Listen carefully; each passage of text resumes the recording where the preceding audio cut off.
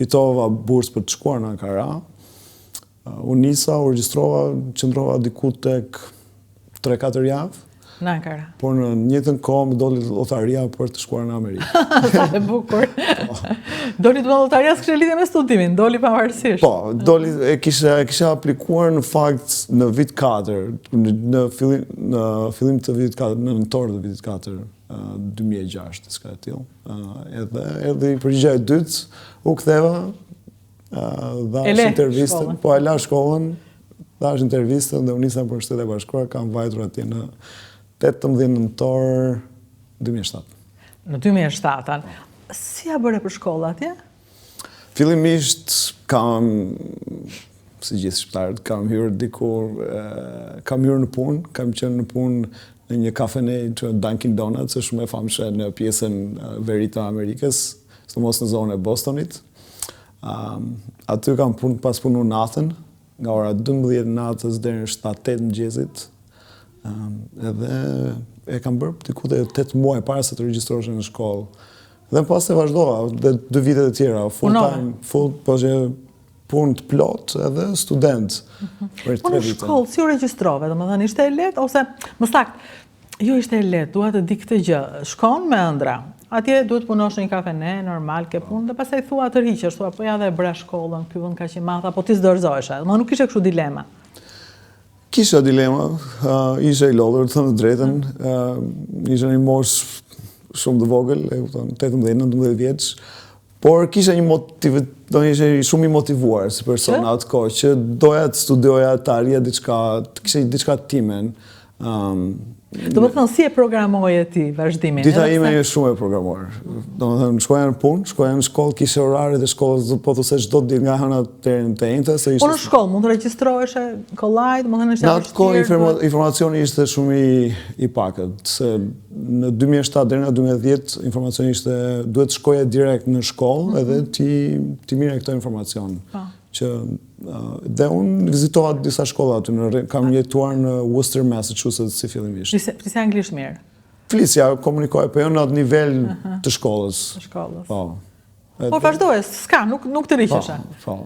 Nuk ishe çfarë humbje, do me thënë. Po pra, dhe vazhdove. Ishe vetëm? Vetë kam qenë. Bravo. U mundova, bëra diçka për vete. Pastaj kur u fute në shkollë, ndryshuan gjërat?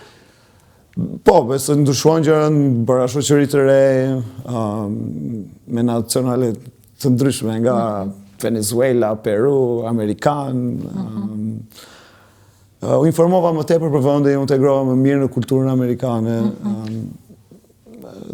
Mësova më tepër, domethënë, rëndësinë që kishte shkolla në 2 vitet e para. Pavarësisht se punoja shumë, por kuptoja që kjo ishte një e përkohshme, nuk ishte një kohë e gjatë. Kuptoj, do me thënë fillove të besoje pastaj, që është e përkohshme. Sepse shkolla do të hapte dyert të tjera. E drejtë. Kur i hapi ato dyert? Në 2013, kur mbarova bachelor, zjati pothuajse 5 vjet, 4 vjet, 5 vjet. Aty kishe gjatë 3-4 muaj përpara se të mbaroja degën bachelor, më ofrua një punë edhe pothuajse bëja diku 4 fishin të asaj që unë merja si punëtor një kafe, ose 4-5 fishin në pagesë. Pagesë, po. Edhe aty e ndjeva veten pak më të rëndësishme. Për momentin, po.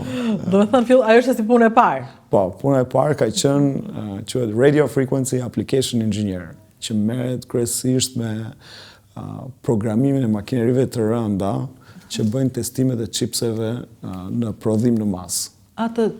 Chipseve që vendosen në telefona, vendosen në Wi-Fi routers, po këto bëhen në prodhim diku te miliona në muaj. Po bëhen në Amerikë ato, se kisha idenë që bëheshin në Kinë, në vende tjera? Në pjesën të Azisë. Dhe por kompania ishte amerikane, po prodhimet, do më thënë testimet, prodhimet bëheshin në Tajland. Në Tajland. Ti punoj në Amerikë, apo të duhet të... Udhëtoja, një në 6 muajsh, kam pa, do më thënë, ishte një punë perfekte për mua, të thëmë të drejten. Kishte dhe, më pëlqej dhe pjesa e udhëtimi, do më thënë, kishte një projekt 6 muaj që punoja nga pjesa hardware dhe software e kombinuar. dhe më pas udhëtoja me klientin për ta futur në punë projektin. Shumë interesant. Më thënë ishte ti gjete Amerikën ndërkaq. Aty kam gjetë nivelin, domethënë, aty kam kuptuar më shumë rëndësinë e shkollës, kur fillova që njerëzit të vlerësonin për atë që bënin. Atëherë të lutem ma thuaj me zë të lartë rëndësinë e shkollës që ta dëgjojnë, sepse jemi në një kohë që të rinj fëmijët thonë, më që duhet shkolla, janë të gjitha janë në chat. Në fakt, ja që të bën shkolla.